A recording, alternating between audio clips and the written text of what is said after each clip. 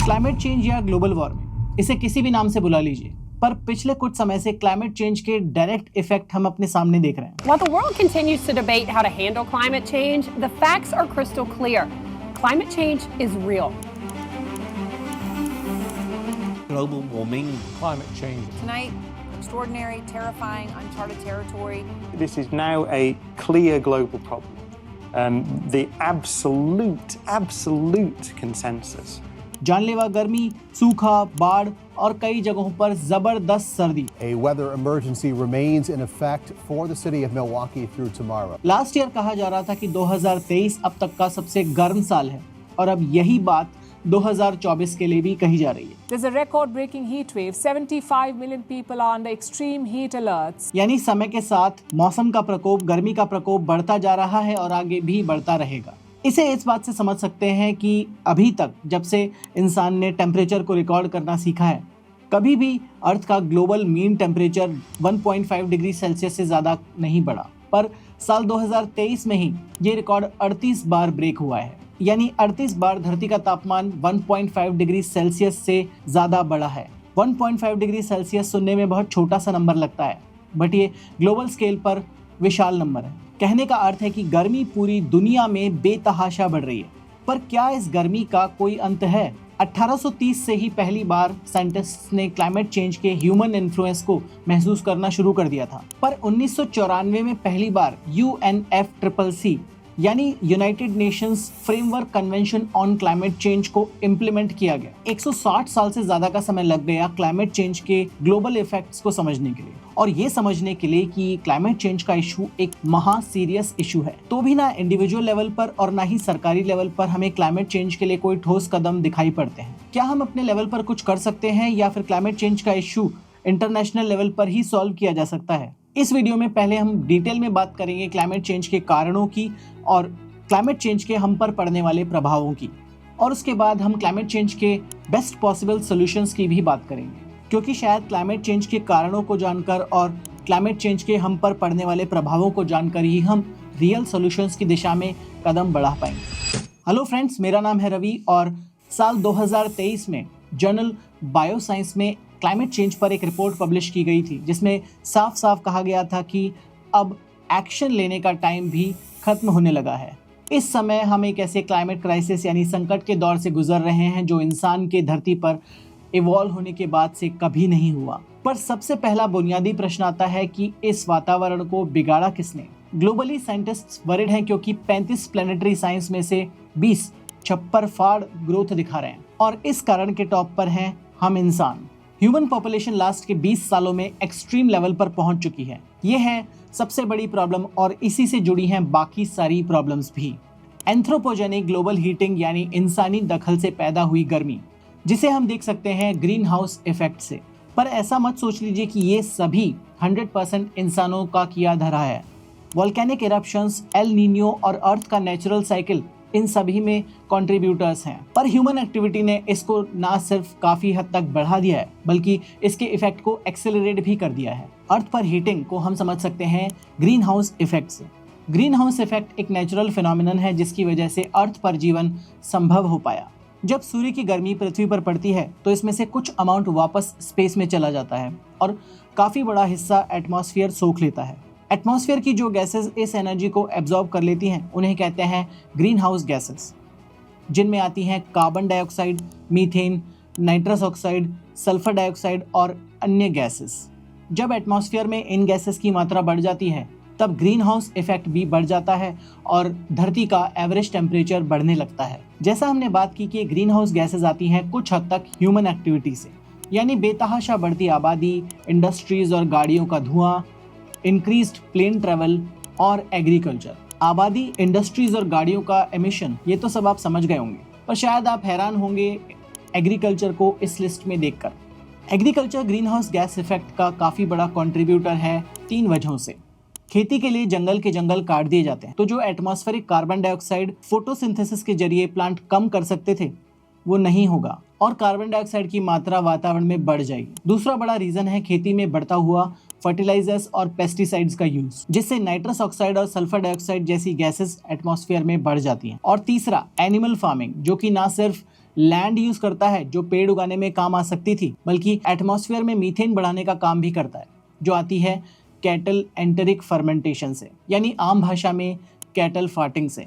इसके अलावा climate change का एक बहुत बड़ा रीज़न है प्रेजेंट एनर्जी सोर्सेज।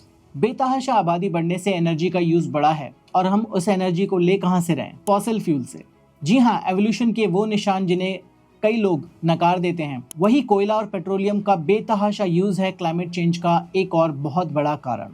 लास्ट के 20-25 साल में ही क्लाइमेट की हमने ऐसी बैंड बजाई है जिसकी गूंज हमारे बच्चे, उनके आने वाले बच्चे और उनके आने वाले बच्चों तक सुनाई देगी। कुछ लोग सोच सकते हैं कि क्लाइमेट चेंज यानी गर्मी का बेतहाशा भीषण प्रकोप हम अपने देश में झेल रहे हैं और बाकी के देशों, वेस्टर्न देशों यानी अमीर देशों में इसका प्रभाव इतना ज़्यादा देखने को नहीं मिलता। तो क्या सारे क्लाइमेट पाप हम ही किए हैं या उन लोगों ने भी कोई पाप किए हैं? जो क्लाइमेट पाप आज हम जैसे देश कर रहे हैं, जिसे देखकर बाकी की कंट्रीज परेशान हो जाती हैं, वही पाप धड़ल्ले से कर करके वो कंट्रीज अमीर हुई हैं और आज भी बेतहाशा कर रही हैं। जितना green house gas emission western countries करती हैं, भारत जैसे डेवलपिंग देश उसका आधे से भी कम एमिशंस करते हैं। कारणों की बात तो हमने कर ली, अब बात करते हैं पृथ्वी पर क्लाइमेट चेंज के बढ़ने वाले प्रभावों की। और दोस्तों, झुलसा देने वाली गर्मी और वाटर शॉर्टेज, इन दोनों चीज़ों को तो मैंने इसमें इंक्लूड किया ही नहीं है, क्योंकि ये इफेक्ट तो हम ऑलरेडी देख रहे हैं। 2050 तक global temperature increase 2 degree above pre historic level होने से आइस कैप्स का मेल्ट होना खतरनाक लेवल पर पहुंच जाएगा, जिसकी वजह से सी लेवल 12 से 15 इंच तक इंक्रीज हो जाएगा। अगर यही हाल साल 2100 तक रहा तो ये सी लेवल इंक्रीज 36 से 72 इंच यानी 3 से 6 फुट तक हो जाएगा, जिसका सीधा सा अर्थ है कि जितनी भी कोस्टल सिटीज हैं वो हमेशा हमेशा के लिए मैप से वाइप आउट हो जाएंगी। अगर मॉनेटरी टर्म्स में इसे देखा जाए तो ये होगा $1 ट्रिलियन से भी ज्यादा का नुकसान। दो बहुत बड़े चेंजेस ओशंस में होंगे। सबसे पहला तो ओशन एसिडिफिकेशन, जो होगा higher green house gases concentration की वजह से, और दूसरा decrease in ocean oxygen level, जो होगा ओशन लाइफ यानी प्लांट्स और एनिमल्स के खत्म हो जाने की वजह से। अगर आप सोच रहे हैं कि ये काम ओशंस तक ही खत्म हो जाएगा, तो भाइयों और बहनों, नहीं, ये ओशंस तक नहीं रुकेगा। अगर global temperature increase 2 degree Celsius तक रहा तो 18% of all insects, 16% of all plants and 8% of vertebrate animals खत्म होने के कगार पर आ जाएंगे अगले कुछ सालों में ही। इसके अलावा अवेलेबल लैंड मास कम होने से और टेम्परेचर इंक्रीज होने से क्रॉप यील्ड चेंज हो जाएगी और ग्लोबली 15 से 20% क्रॉप यील्ड रिड्यूस हो जाएगी, जिसका सीधा सा असर पड़ेगा हमारी इंक्रीजिंग पॉपुलेशन पर। रहने को कम जगह, खाने को कम खाना और जहर भरी गर्म हवा। ये कोई साइंस फिक्शन नहीं है, यह है हमारा आने वाला कल। अब हम इससे कैसे बचें ये हमें ही तय करना है, क्योंकि हम यहाँ से भागकर कहीं नहीं जा सकते।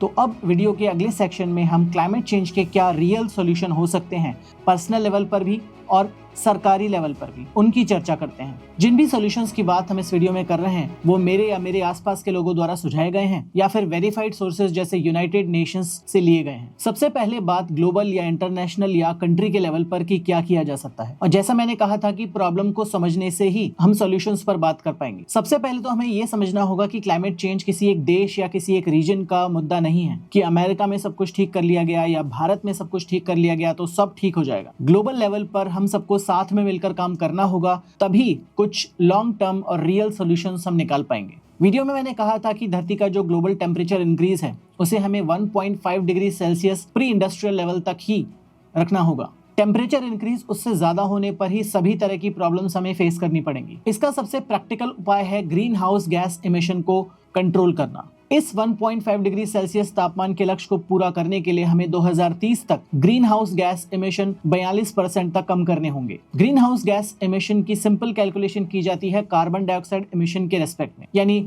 इस 42% लक्ष्य को पूरा करने के लिए हमें कम से कम 22 अरब कार्बन डाइऑक्साइड इमिशन को कम करना होगा। जैसा अब हमें पता है कि major green house gas emission fossil fuel burning यानी इंडस्ट्रियल और वेहिकुलर इमिशन या एग्रीकल्चर से आता है, अरब टन कार्बन डाइऑक्साइड हमें यहीं से कम करना होगा। यूएनईपी के हिसाब से इस लक्ष्य का आधे से ज्यादा तो हम अचीव कर सकते हैं एग्रीकल्चर, फॉरेस्ट्री और लैंड यूज से ही। अगर ग्लोबल लेवल पर हम खेतों के लिए जंगल काटना, पेस्टिसाइड्स और फर्टिलाइजर्स का कम से कम यूज और एनिमल फार्मिंग को सिग्निफिकेंटली कम कर पाना, अगर हम ये सब कर पाए तो सिर्फ इसी से 13 अरब टन कार्बन डाइऑक्साइड इमिशन को हम कम कर पाएंगे। दूसरा सबसे बड़ा चेंज लाना होगा फॉसिल फ्यूल पर अपनी निर्भरता को कम से कम करना और रिन्यूएबल एनर्जी, सोलर या न्यूक्लियर की तरफ हमें ज्यादा से ज्यादा बढ़ना होगा। अब आप बोल सकते हो कि सोलर या इलेक्ट्रिकल एनर्जी को स्टोर करने के लिए हमें बैटरी चाहिए होती है, और वो बैटरी अभी भी तो इन्हीं नेचुरल रिसोर्सेज, पेट्रोलियम रिसोर्सेज का दोहन करके ही बनती है। जी हाँ, पर अभी एक पेट्रोल और डीजल की कार के कंपैरिजन में इलेक्ट्रिक कार अभी भी 17 से 30% कार्बन एमिशन कम करती है। इन सारे फैक्टर्स को जोड़कर भी, और जब ऑन गोइंग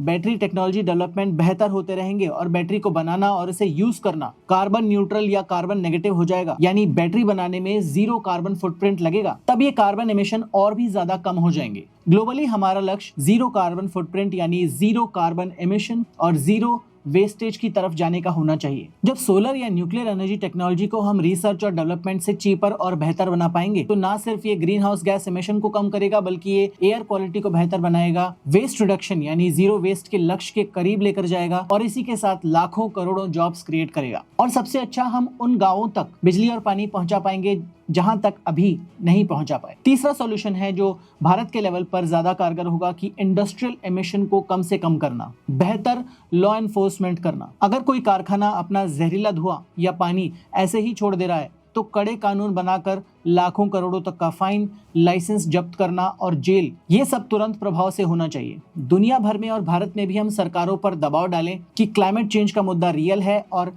क्लाइमेट हवाबाजी से अब काम नहीं चलेगा। ये हमारी और अगली जनरेशंस की बात है। हिंदू, मुसलमान और मंदिर मस्जिद की जगह हमें क्लाइमेट चेंज पर ठोस कदम उठाने होंगे और क्लाइमेट चेंज को एक चुनावी मुद्दा बनाना होगा। फैंसी नाम वाले प्रोजेक्ट नहीं, एनफोर्स्ड अकाउंटेबिलिटी को अमल में लाना होगा। पीएम सूर्य घर, मुफ्त बिजली योजना जैसे सोलर एनर्जी इनिशिएटिव्स को प्रमोट करना होगा ताकि लोग रूफटॉप सोलर पैनल्स लगवाएं और कोयले से बनने वाली बिजली पर निर्भरता कम से कम हो। अब बात करते हैं पर्सनल लेवल। जितना बड़ा चेंज ग्लोबल या सरकारी लेवल पर लाया जा सकता है, उससे भी बड़ा चेंज हम पर्सनल लेवल पर ला सकते हैं अगर हम कलेक्टिवली काम करें और एक ही तरह की सोच रखें क्लाइमेट चेंज को लेकर। जो भी कॉमन सेंस वाले उपाय हैं, reduce waste, use less electricity, पेड़ लगाओ, पैदल या साइकिल का यूज करो, ये तो आप और मैं जानते ही हैं और ये उपाय हमें 7वीं 8वीं की एनवायरमेंटल साइंस की बुक में भी मिल जाते हैं। पर जो क्लाइमेट चेंज के डायरेक्ट इफेक्ट हमें अपने आसपास देखने को मिल रहे हैं वो पहले कभी नहीं हुआ। तो अब हर कोई जानता है या नियर फ्यूचर में जान जाएगा कि क्लाइमेट चेंज इज रियल। पर सिंपल भाषा में बात करें तो आप जो भी चुनाव कर रहे हैं उससे सिर्फ एक बार सोचिए कि क्या आप क्लाइमेट को बेहतर बनाने की दिशा में कर रहे हैं या बदतर बनाने की दिशा में, और आपके इस चुनाव से क्या आप अपने बच्चों के भविष्य को बेहतर बना रहे हैं या नहीं। ये है तो थोड़ा इमोशनल उपाय, पर it works 100% of the time. क्या आपका ट्रेवल करना जरूरी है? अगर नहीं तो वर्चुअली बात कर लीजिए। कोविड में भी तो करते थे। एक इंसान अपनी पेट्रोल डीजल की कार छोड़ दे तो 2.5 टन कार्बन डाइऑक्साइड एमिशन बच जाएगा। अगर छोड़ नहीं सकते तो कम तो कर ही सकते हैं। स्वच्छ भारत अभियान अपना काम कर रहा है, पर आपको भी पर्सनल लेवल पर काम करना होगा। अपने घर के आसपास खाली प्लॉट में कचरा फेंकना बिग नो। गुटखा पान मसाला खाकर कहीं भी थूक देना और उसका रैपर भी ऐसे ही हवा में उड़ा देना बिग नो। डेली मीट खाते हैं तो हफ्ते में एक बार कर दीजिए। अगर मीट नहीं खाते हैं तो बहुत अच्छा, एनिमल प्रोटीन पर रिलायंस कम से कम कर दीजिए। ये छोटे छोटे चेंजेस करके आप अपनी डाइट में से कार्बन फुटप्रिंट को कम कर सकते हैं। महीने में 4 बार कपड़े खरीदते हैं, 1 बार खरीद लीजिए। मेन मंत्र है रिड्यूस, रिसाइकिल और रीयूज। प्लास्टिक का use, specially single use plastic का यूज ऑलमोस्ट 0 कर दीजिए। प्लास्टिक अगर एक बार लैंडफिल में जाता है तो 500 साल तक ले सकता है डिकम्पोज होने में। उसकी जगह बेहतर ऑल्टरनेटिव जैसे वुड, मेटल या बायोडिग्रेडेबल प्लास्टिक का यूज शुरू कर दीजिए। एसी को 18-20 डिग्री पर करके कंबल ओढ़कर सोते हैं तो उसे 23-24 पर कर दीजिए। एसी के टेम्परेचर की हर 1 डिग्री कम करके आप धरती के टेम्परेचर की डिग्री कम कर सकते हैं। मैं एक ऐसी लिस्ट बना रहा हूँ कि क्या ऐसी प्रैक्टिकल चीजें हैं कि आप अपनी लाइफ को कम से कम डिस्टर्ब करके उन उपायों को अपना सकते हैं और अपना कार्बन फुटप्रिंट कम कर सकते हैं। इस लिस्ट को आप डिस्क्रिप्शन से डाउनलोड कर सकते हैं और उसको अपनी लाइफ में इम्प्लीमेंट कर सकते हैं। हो सकता है इस वीडियो से कोई भी फर्क ना पड़े, पर इस तरह की वीडियो एक शुरुआत है जो हमें सोचने पर तो मजबूर कर ही सकते हैं। अगर इस वीडियो में कही गई बातें आपको अच्छी लगी और सच्ची लगी तो इस वीडियो को लाइक कर दीजिए और ज्यादा से ज्यादा लोगों तक शेयर कीजिए। मिलूंगा ऐसे ही एक और थॉट प्रोवोकिंग वीडियो में। तब तक के लिए आप ये वीडियो देख लीजिए, ये भी शायद आपको सोचने को मजबूर कर दे। Thank you so much and be logical.